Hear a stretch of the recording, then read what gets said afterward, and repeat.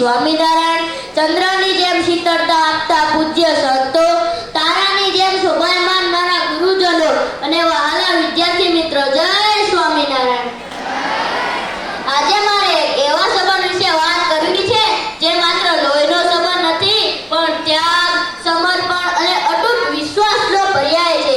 એ સંબંધ છે મર્યાદા પુરુષોત્તમસિંહ રામ અને આદર્શભાઈ ભરતનો પ્રેમ. સામાન્ય રીતે દુનિયામાં સત્તા અને સંપત્તિ માટે બંને ભાઈઓ ઝઘડા થતા આપણે જોયા છે, પણ રામ અને ભરત કંઈક અલગ જ શીખવે છે.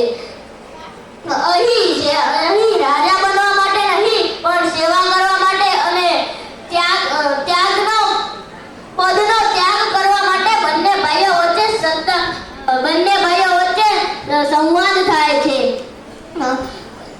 રામને 14 વર્ષનો વનવાસ મળ્યો જ્યારે ભરત તેમના મોસાળ હતા. જ્યારે તે અયોધ્યા પાછા ફર્યા ત્યારે તેમને ખબર પડી કે તેમની માતા કૈકેયીએ તેમના માટે રાજ્ય માંગ્યું છે. ત્યારે ભરતને ખૂબ જ દુઃખ થયું. એટલું બધું દુઃખ થયું કે તેમને તેમની માનો તિરસ્કાર કર્યો અને સ્પષ્ટ શબ્દમાં કહી દીધું કે જ્યાં સુધી મારા મોટા ભાઈ રામનો અધિકાર છે રાજ્ય ઉપર, ત્યાં સુધી મારે બેસવું એ મારા માટે પાપ સમાન છે. પછી તો ભરત આખી અયોધ્યા નગરી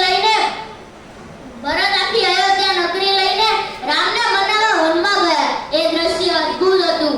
જ્યારે બંને ભાઈઓ મળ્યા ત્યારે તેમના આંખના આંસુઓએ આખું વાતાવરણ પવિત્ર કરી દીધું હતું. ભરત મિલાપ એ પ્રેમની પરાકાષ્ઠા છે. ભરતે રામને પાછા લઈ જવા ઘણા પ્રયાસો કર્યા, પણ રામે કહ્યું કે તેમણે પિતાના વચન ખાતર પાછા આવવાની ના પાડી દીધી. અહીં રાજા બનવા માટે નહીં, પણ સેવા કરવા માટે અને